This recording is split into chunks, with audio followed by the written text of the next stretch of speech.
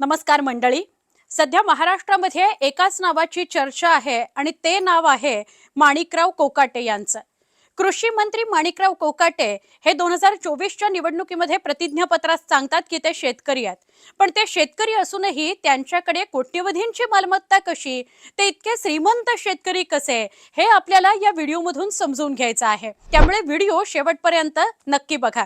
अर्थात आता तुम्ही म्हणाल माझ्या हातात ही वही का आहे, तर वही या करताय की त्यांच्या मालमत्तांसंदर्भातले जे आकडे आहेत ते इतके मोठे मोठे आहेत की तुम्हाला मला कुणालाही फेस आल्याशिवाय राहणार नाही. म्हणजे आपण वाचता वाचताच आपल्याला दम लागेल असे हे आकडे आहेत. सगळेच नेते असा दावा करतात की आम्ही शेतकरी आहोत आणि मग शेतकरी असून सुद्धा ते इतके कोट्यधीश कसे होतात आणि तेही कमी कालावधीमध्ये, हे म्हणजे न उलगडणारं कोडं आहे. तर आज बोलूया माणिकराव कोकाटे यांच्याविषयी. माणिकराव कोकाटे हे आतापर्यंत वेगवेगळ्या त्यांच्या वक्तव्यांमुळे चर्चेत आलेले आहेत आणि त्यामुळे ते असंवेदनशील आहेत का असाही प्रश्न पडतो. आणि आता तर ते सभागृहामध्ये रमी खेळत होते, त्यामुळे शेतकऱ्यांविषयी सुद्धा त्यांना संवेदनशील ते आहेत का, त्यांच्या कामांविषयी ते सजग आहेत का, हा सुद्धा सगळ्या जनतेकडून प्रश्न विचारला जातोय. तर त्यांचा विधानसभा मतदारसंघ सिन्नर आणि ते शिक्षित सुद्धा आहेत, उच्च शिक्षित आहेत. किंबहुना ते BSc LLB आहेत. त्यामुळे त्यांना सगळ्या गोष्टींची जाण आहे. त्यांच्याकडे कुठलं खातं आहे आणि त्या कुठल्या खात्यात कसं काम करायला हवंय, काय अपेक्षित आहे, या सगळ्याची खरं तर त्यांना जाण आहे. पण तरी सुद्धा अनेक प्रश्न त्यांच्या बाबतीत सध्या उपस्थित झालेत.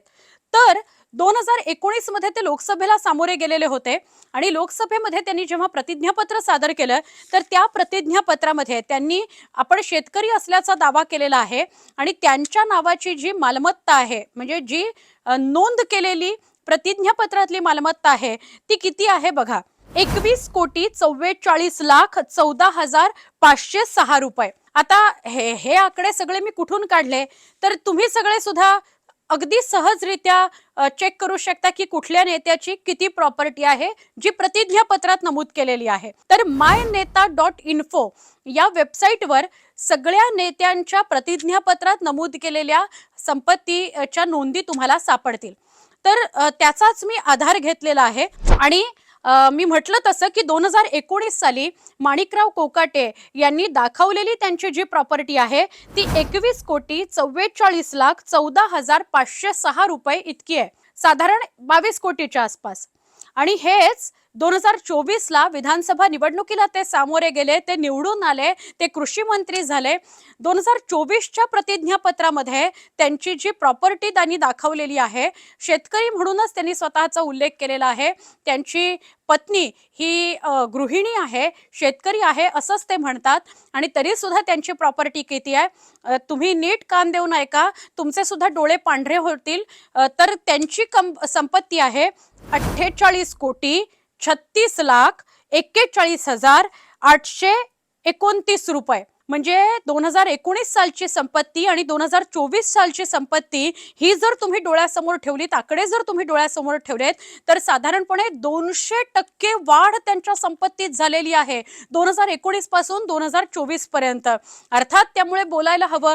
कारण असं आहे, एक सर्वसामान्य म्हणून माझ्या मनात हा प्रश्न येतो की जर एका साध्या सोप्या शेतकऱ्याला जर इतक्या लवकर 5-6 वर्षात प्रगती करायची असेल तर त्याने असं काय काय केलं पाहिजे की तो असा कोट्यधीश होईल.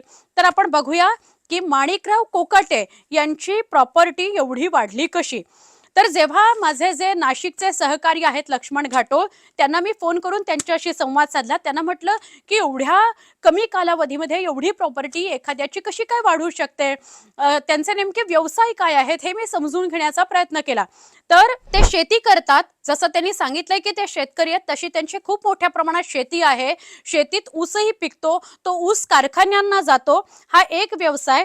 त्याच्यानंतर दुधाचा संघ आहे त्यांचा, माको असं काहीतरी नाव आहे आणि तो दूध संघ सुद्धा आहे. त्यामुळे त्या सुद्धा कामातून पैसे मिळतात. असे 2 आणि त्याला जोडउद्योग कुठला नाहीये, तर या 2 ते 3 उद्योगांमधूनच ते त्यांचा पैसा उभा करतात. आणि त्यामुळे त्यांची नेट वर्थ आत्ताची 2024ची त्यांनी जी दाखवलेली झालेली आहे. आता खरं तर 2024 पासून 2025 पर्यंत अजून पुढे 8-9 महिने उलटून गेलेत, पण तरी 2024 साली त्यांनी दाखवलेली जी एकूण प्रॉपर्टी आहे तर ती 48,36,41,829 रुपये इतकी आहे. आता ती कशा कशामध्ये डिव्हाइड झालेली आहे ते सुद्धा थोडंसं जाणून घेण्याचा आपण प्रयत्न करूया. तर माणिकराव कोकाटे यांनी प्रतिज्ञापत्रात असं दिलंय की त्यांच्या कुटुंबाकडे रोख रक्कम किती आहे, तर ती रोख रक्कम आहे 31,35,000 रुपये आणि बँकेमध्ये ठेवी किती आहेत तर 36,75,000 रुपये. मग त्यांनी गुंतवणूक किती केली आहे, तर त्यांची गुंतवणूक आहे 4,78,63,244 रुपये. बॉन्ड्स आणि शेअर्स मध्ये त्यांनी इन्व्हेस्टमेंट केली आहे असं त्यांनी प्रतिज्ञापत्रात म्हटलंय.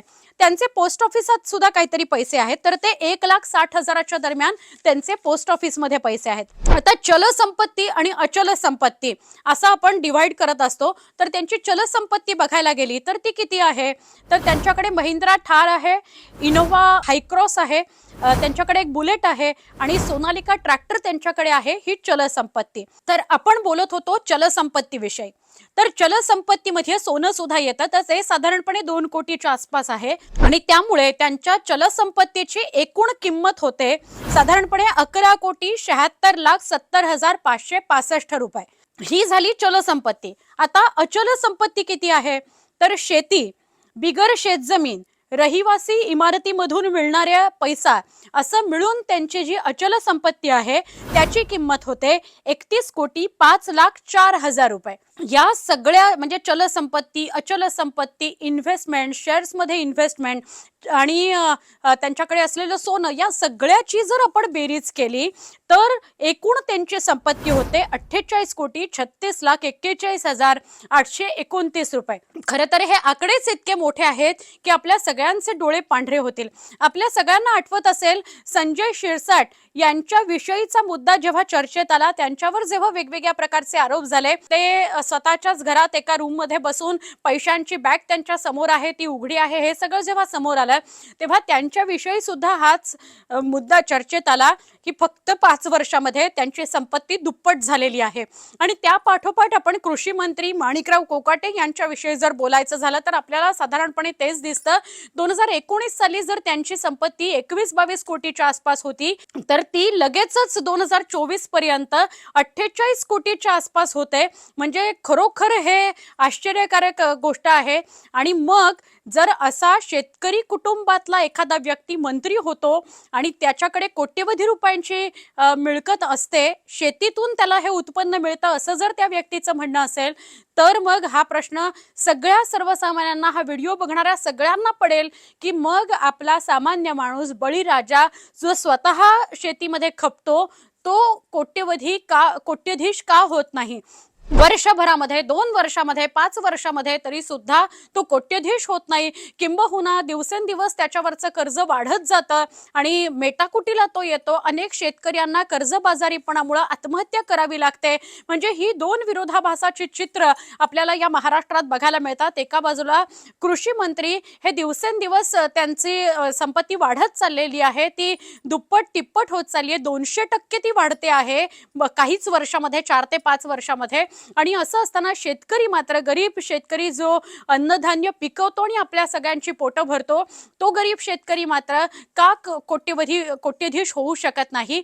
असाच प्रश्न जर तुम्हाला पडला असेल तर तुम्ही या विषयाच्या कमेंट्स या व्हिडिओच्या शेवटी, या व्हिडिओच्या कमेंट बॉक्समध्ये नक्की करा.